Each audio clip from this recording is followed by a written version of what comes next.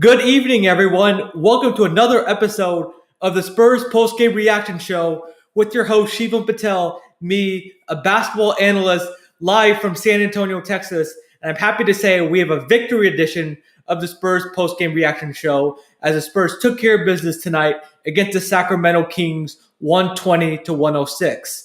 And before I get started, I want to thank everybody for watching the show. And again, Spurs Nation, I want to hear your thoughts about this game. Put your comments in the chat section below. Give me your reactions after tonight's game and the homestand so far.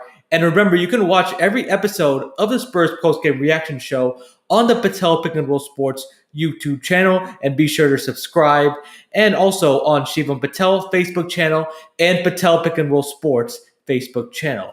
So the Spurs have been on this historic 9-game homestand. It didn't start too well. They started 0-3. They finally got a victory against the Bulls on Saturday to break the losing streak that they've been on. And then they lost to the Sacramento Kings Monday night, and they're doing the mini series with the Kings. And it was just a tough game.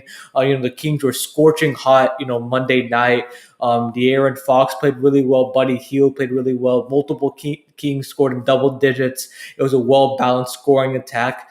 And then on the other side for the Spurs, DeRozan struggled. Derek White struggled. Murray was not on his usual game, even though he played well at the beginning. The Spurs started well in that game Monday night against the Kings, having a nice first quarter, but then struggled the rest of the game, particularly on the defensive end. The Kings were basically just getting whatever they want, wide open shots. It was basically a shooting clinic for the Sacramento Kings, and it was just like a practice for them. It was really easy. Kings made 18 three-pointers, and you're not going to win if your opponent scores 18 three-pointers. And it was just a tough overall game for the Spurs. The defense was really slacking, and then the offense, did not get up to par as they usually are. So it was just a tough game.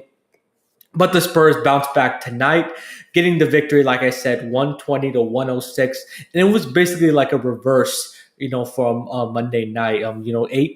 Seven Spurs players scored in double digits, led by DeMar DeRozan with 28-point outing. DeJounte Murray played really well, was super aggressive, getting to the lane, getting to the foul line, as well as Derek White. Jakob Poeltl had another double-double despite airballing 2 free throws, which was disappointing. But he's trying to improve on that 36% free throw percentage. But overall, I think this defensive end was very crisp, very sharp. The Spurs were playing passing lanes, forcing the Kings to, turn the ball over. They were getting a lot of deflections. The on-ball defense was really good. They were staying in front of their man, not allowing straight line drives. The contests on the three-point shots were really strong. They were able to contest without fouling and really put pressure on these Kings shooters. There's one particular play that Sean Elliott highlighted early in the game. It was Tyrese Halliburton, and Jakob Poeltl was guarding him. And Tyrese Halliburton, a rookie, is a really good shooter, and he got the ball. But Jakob was using his size, using his length, using his athleticism to not only contest the shot, but not foul. That was the key. And he kind of went to the side of him, but still using that long wingspan and using all that length that he has. I think that epitomizes what the Spurs did tonight, really making it tough on the Kings shooters to be able to get high-quality shots up. Buddy Hield did go on a little bit of a spurt in the third quarter that got the Spurs a little nervous. He made 3 straight threes, but overall the Spurs did a great job of clamping it down. As particularly on Buddy Hield, he can just go nuclear on you. He can get really hot. But I like it that the Spurs, for majority of the game, were forcing him to put the ball down on the floor. And I'm not saying he's bad at doing that, but that's not a strength. When he puts the ball down on the floor, he was kind of a little bit indecisive, whether to shoot or to pass. And I think that really forced him into some tough decisions, into some tough turnovers, and that's taking him out of his comfort spot. The Spurs did the same thing with De'Aaron Fox. They sagged off of him and forced him to shoot a couple threes, even airballed a couple threes and just clanked it off the rim, which is not his strength.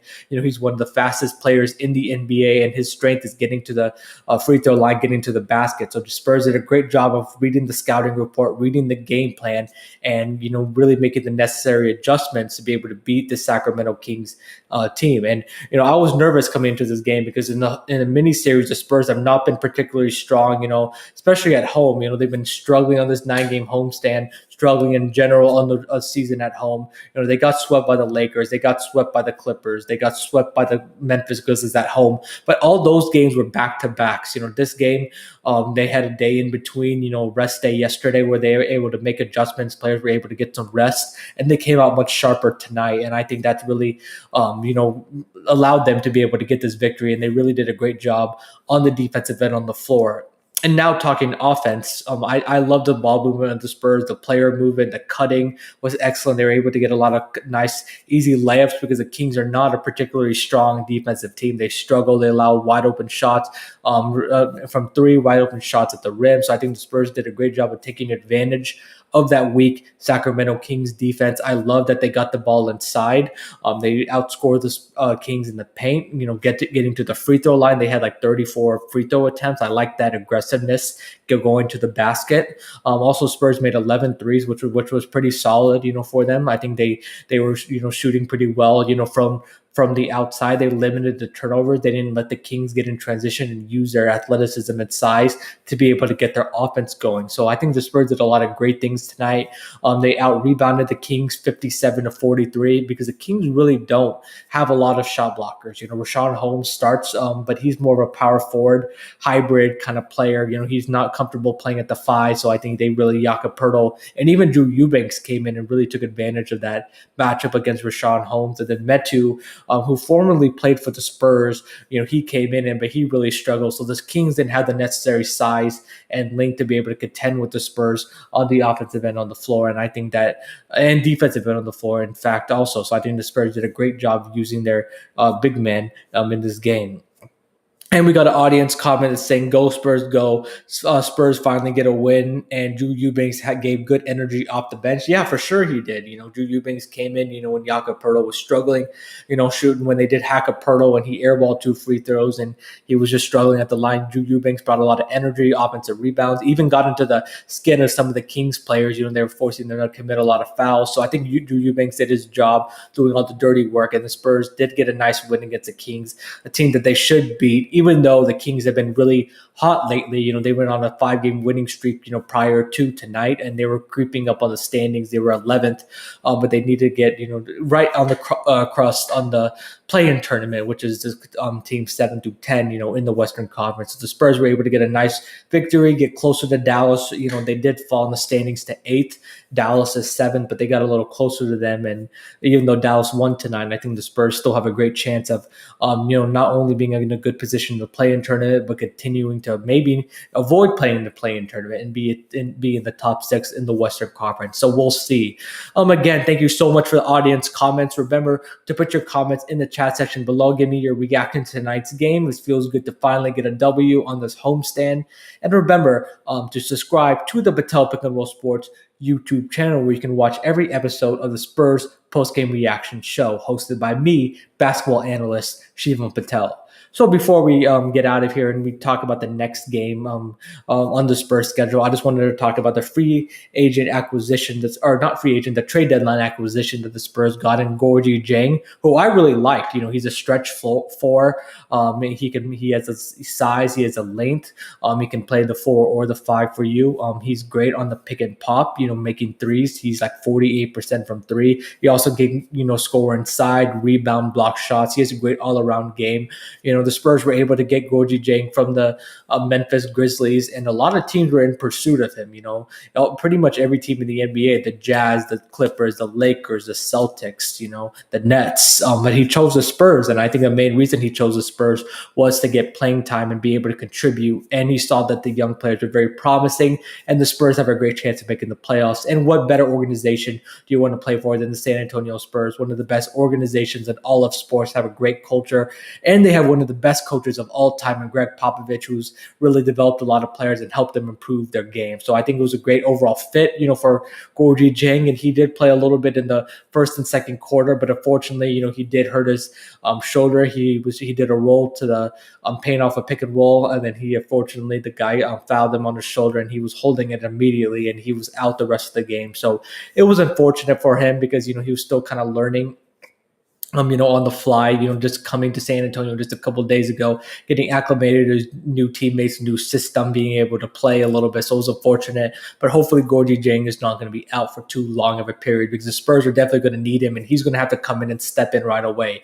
He can't be too passive, trying to fit into the system. No, the Spurs got him for his 3-point shooting, his shooting inside the paint, and his shot blocking and rebounding. He needs to be the big that he can be. And I still don't think he's going to start. I think Jakob Poeltl is still going to start, at the 5. But I think Gorgie Jang is going to take Drew Eubanks' minutes. I think Drew Eubanks is going to fall out of the rotation once Jang is completely healthy, and he's going to be the backup setter to Jakob Poeltl. And he may even close out games for the Spurs because you saw that, Jakob Poeltl really struggled with the free throw. So you might see Gorgie Jang play in the closing minutes of the game and in crunch time for the Spurs because he can both shoot and he's a versatile big man. So I think he brings a lot of value, for the Spurs. So the next game for the Spurs is a quick turnaround tomorrow night against the really hot Atlanta Hawks. Unfortunately, they did lose, to the Phoenix Suns the last game. But since they got their new, since they fired Lloyd Pierce and they promoted Nate McMillan, who's a former Pacers coach, Hawks have been scorching hot. Trae Young has been playing really well. Gladly for the Spurs, John Collins is out, but it's all about offense for the Hawks. They have a lot of great offensive weapons. They got Bogdanovich, Gallinari, Herter, Cam Reddish, DeAndre Hunter, Trae Young. You can just name it.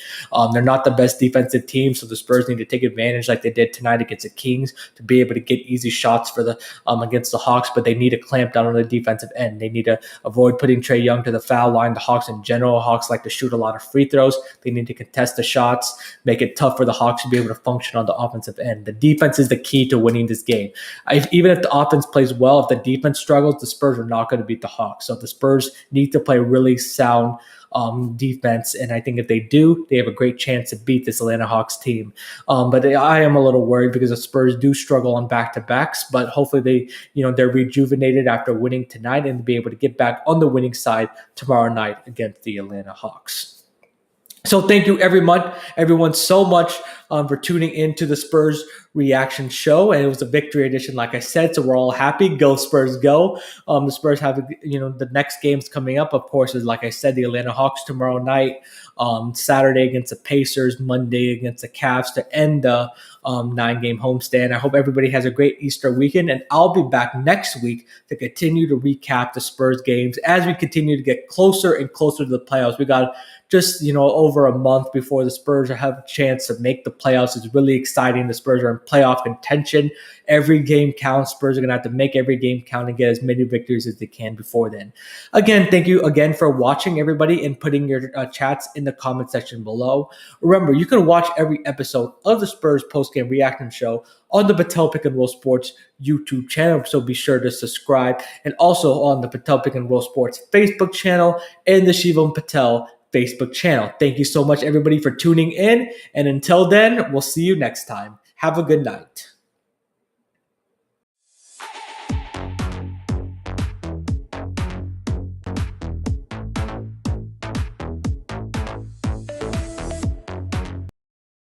Thank you again, and we'll see you